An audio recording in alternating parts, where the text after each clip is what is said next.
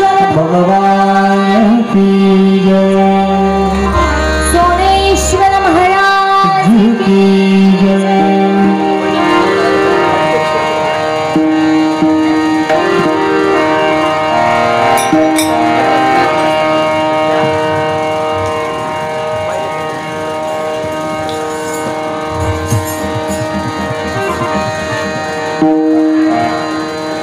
वक्रतुंड महाकाय सूर्यकोटि समप्रभा निर्विघ्नं कुरु मे देव सर्वकार्येषु सर्वदा। या देवी सर्वभूतेषु बुद्धिरूपेण संस्थिता नमस्तस्यै नमस्तस्यै नमस्तस्यै नमो नमः। या देवी सर्वभूतेषु शक्तिरूपेण संस्थिता नमस्तस्यै नमस्तस्यै नमस्तस्यै नमो नमः। या देवी सर्वभूतेषु मातृरूपेण संस्थिता नमस्तस्यै नमस्तस्यै नमस्तस्यै नमो नमः। रामाय रामभद्राय रामचन्द्राय वेधसे रघुनाथाय नाथाय सीताया पतये नमः। अतुलितबलधामं हेमशैलाधरेहं दनुजवनकृशानं ज्ञानिनामग्रगण्यं सकलगुणनिधानं वानराणामधीशं रघुपतिप्रियभक्तं वातजातं नमामि। वर्णानामर्थसन्धानां रसानां छन्दसामपि मङ्गलानां च कर्तारं वन्दे वाणी विनायकम्।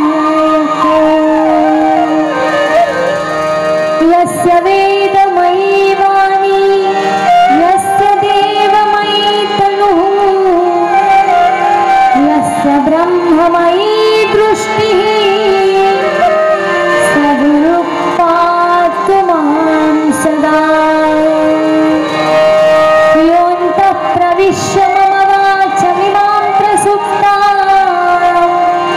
सञ्जीवयत्यखिलशक्तिधरस्वधाम्ना अन्यांश्च हस्तचरणश्रवणत्वगादि प्राणान्नमो भगवते पुरुषाय तुभ्यम्। वंशी विभूषितकरान्नवनीरदाभाय पीताम्बराद् अरुणबिम्बफलाधरोष्ठाय पूर्णेन्दुसुन्दरमुखादरविन्दनेत्रा कृष्णात् परं किमपि तत्त्वमहं न जाने। नारायणं नमस्कृत्यं नरं चैव नरोत्तमं देवीं सरस्वतीं व्यासं ततो जयमुदीरये। मूकं करोति वाचालं पङ्गुं लङ्घयते गिरिं यत्कृपात्तमहं वन्दे परमानन्दमाधवम्। मनोरथो मदीयोऽयं सफलः सर्व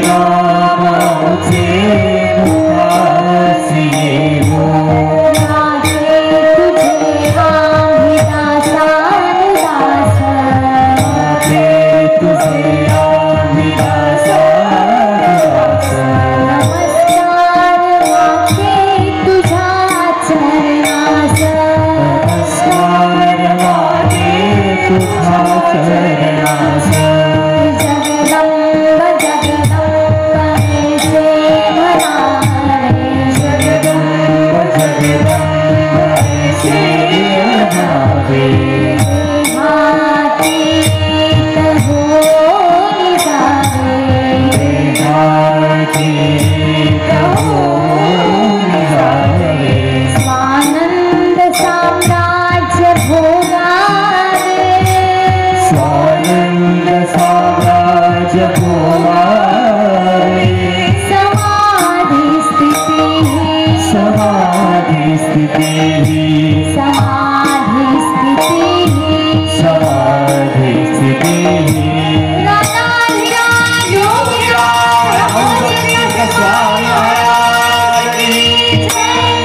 अपने अपने गुरु महाराज की जय।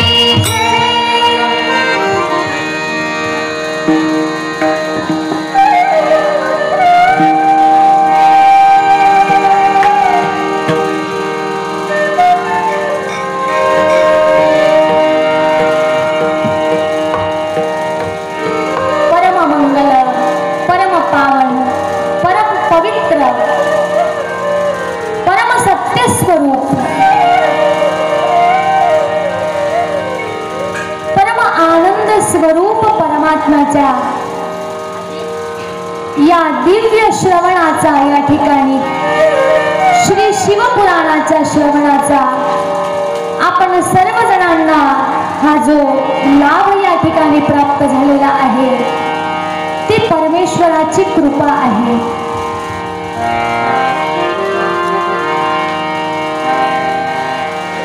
श्री शिवपुराण 18 पुराणामधील एक दिव्य पुराण, ज्या पुराणामध्ये शिवतत्वाचं वर्णन केलेलं आहे, शिव महिमा गायलेली आहे, शिवपूजा कशी करायची, शिवविधान काय आहे, शिवसंकल्प कसे करायचे याचं वर्णन समस्त या शिवपुराणामध्ये वर्णित केलेलं आहे। परमेश्वराच्या दयेनं गेली 6 दिवस झाले आपण या श्रवणाचा लाभ घेत आहोत।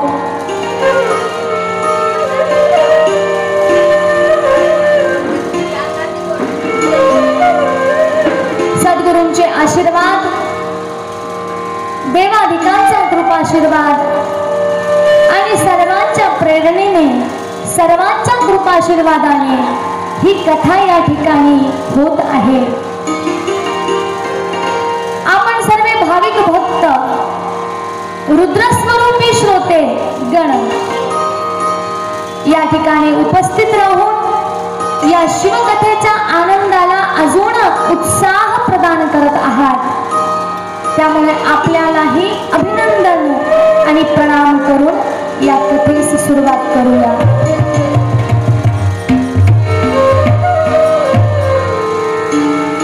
मंगल नाव प्रभूचं आहे, परम पवित्र नाव प्रभूचं आहे। हरेर्नामैव केवलम्, मंगल नाव गोड तुझे रूप, गोड तुझे नाम, रूप पाहता लोचनी, सुख झाले हो साजनी, अमृताहुनी गोड नाम तुझे देवा। किती संत वचन सांगणार महाराज, सगळ्यांनी हेच सांगितलं की गोड स्वरूप आहे तुझं, स्तोत्रांद्वारे देखील तेच सांगितलं। मधुरम मधुरम वदनम मधुरम नयनम मधुरम हसितम मधुरम हृदयम मधुरम गमनम मधुरम मधुराधिपते अखिलम मधुरम। हे परमात्मा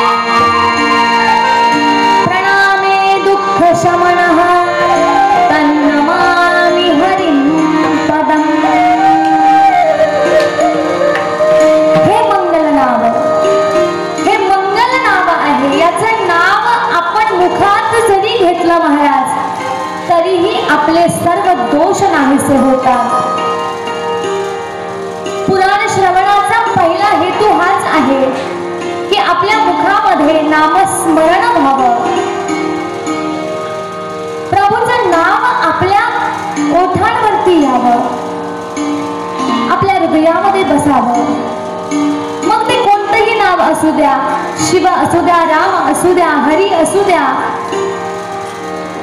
भगवती असू द्या, कोणतंही नाव असू द्या, नामामध्ये ती शक्ती आहे. प्रभू श्रीरामाच्या नावामध्ये इतकी शक्ती होती महाराज की सर्व वानरांनी लंकेच्या वेळेस फूल बांधायचा होता, युद्ध करण्यासाठी निघाले, सीता मैयाला घेऊन येण्यासाठी निघाले.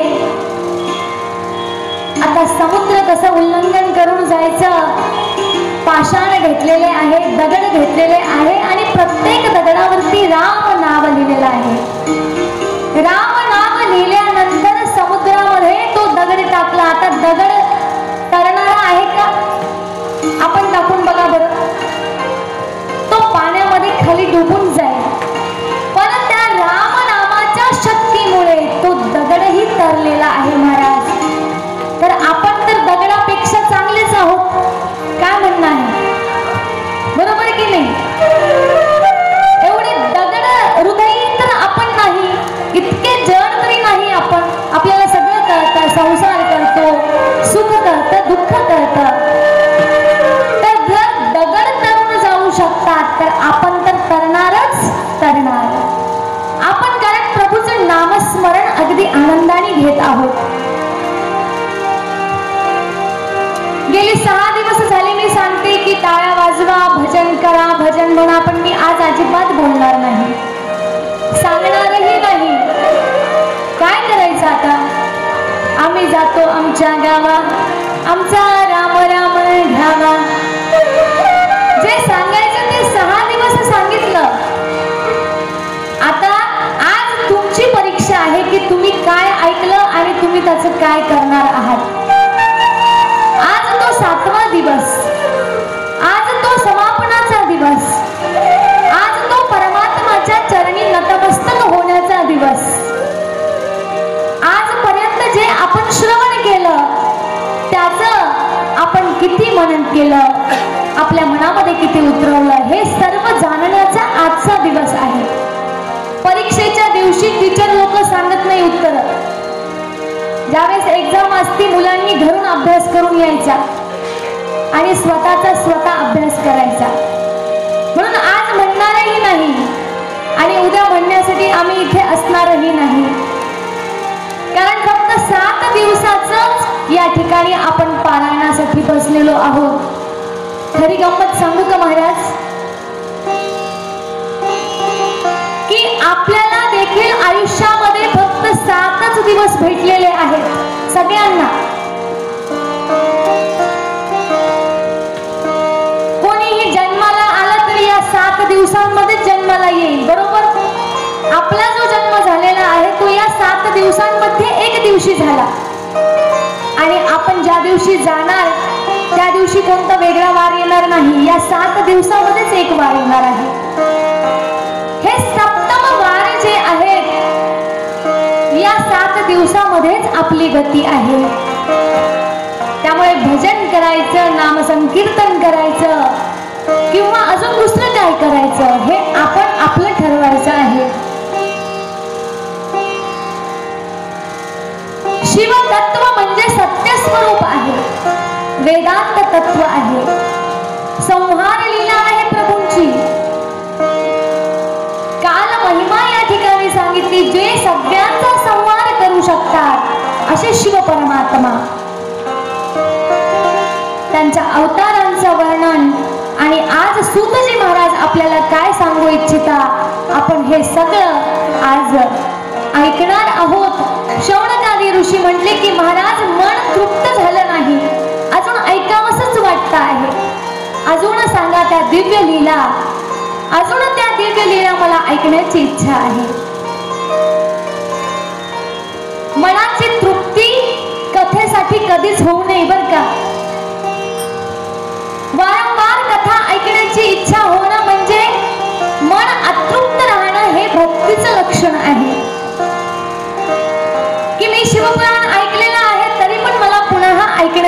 इच्छा आहे.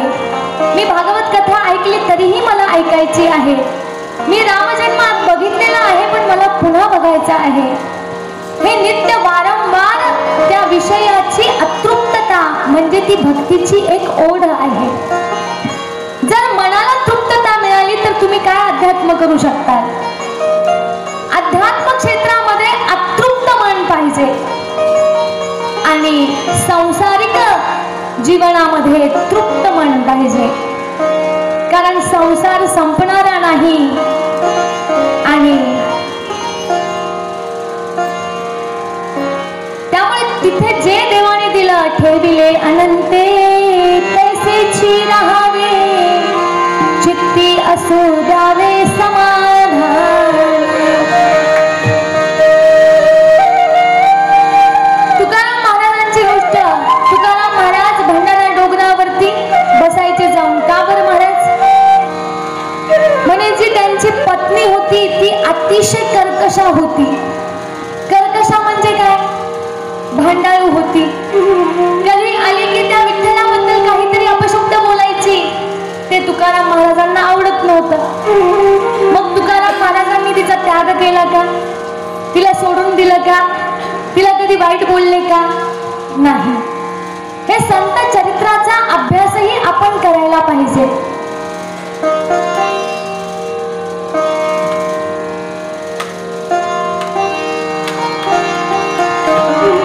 33 कोटी देवता आहेत.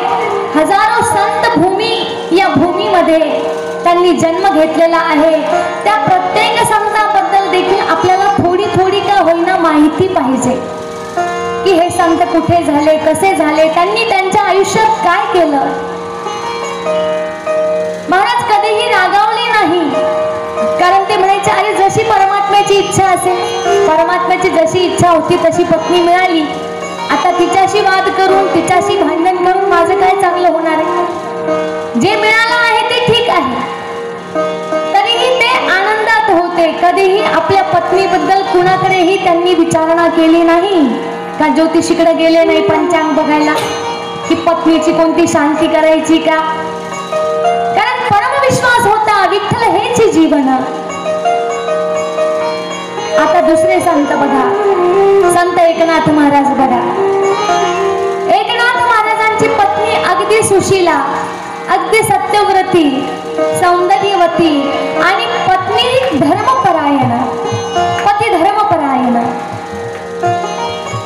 एकनाथ महाराजांची पत्नी अगदी अनुकूल आणि तुकाराम महाराजांची पत्नी अगदी प्रतिकूल.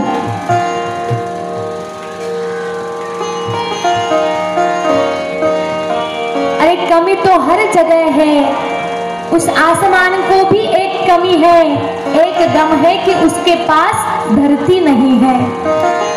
कमी तर प्रत्येकाजवळ आहे. असा कोण आहे जो परिपूर्ण आहे, त्याला सगळं मनासारखं मिळालं. काही ना काहीतरी कमी असणारच. त्या आकाशाला देखील सगळं असून असं वाटतं की पृथ्वी माझ्याजवळ नाही, धरती माझ्याजवळ नाही. एकनाथ महाराजांना अनुकूल पत्नी मिळाली, तुकाराम महाराजांना प्रतिकूल मिळाली. तरी पण दोघांचं बघा वागणं कसं आहे. सारखं त्यांनी आपल्या पत्नीची प्रशंसाही केली नाही की माझी पत्नी खूप चांगली आहे, खूप चांगली आहे. आणि इकडे यांनी त्याला कधी वाईटही म्हटलं नाही. हा जो भाव आहे, ही जी मनस्थिती आहे, ज्याला स्थितप्रज्ञ भाषा म्हणतात. स्थितप्रज्ञस्य का भाषा समाधिस्तस्य केशव स्थितधीः किं प्रभाषेत किमासीत व्रजेत किं. म्हणून संसारामध्ये कमी जास्त गोष्टी झाल्यानं सोडून द्या. हर हर गंगे. श्री कृष्णार्पणमस्तु. आपण काय करतो, गॅसवरचं दूध गेलं तर मग म्हणतो कृष्णार्पण. का बरं? कृष्ण काय एवढं स्वस्त लागलाय का? ज्याच्या घरी 9 लक्ष गायी होत्या त्या तुमच्या गॅस ओट्यावरचं दूध त्याला तुम्ही देणार म्हणे कृष्णार्पण. चांगलं दूध त्यांना द्या आणि नंतर कृष्णार्पण म्हणा. जे उतू गेलं, जे सांडलेलं आहे, जे आता तुम्हीही वापरत घेणार नाही, असं दूध तुम्ही कृष्णार्पण करता. तो जो भाव आहे महाराज, तो भाव साधकाला आवश्यक आहे जीवनामध्ये. तो भाव हे भोले बाबा आमच्या सर्वांच्या मनामध्ये, आमच्या सर्वांच्या हृदयामध्ये येऊ दे, हीच आपण या ठिकाणी प्रार्थना करूया. आणि आमच्या भौतिक आयुष्यामध्ये जे काही संकट आहे ते सर्व निघून जाऊ दे, ही आपण स्तोत्राच्या द्वारे प्रार्थना करूया.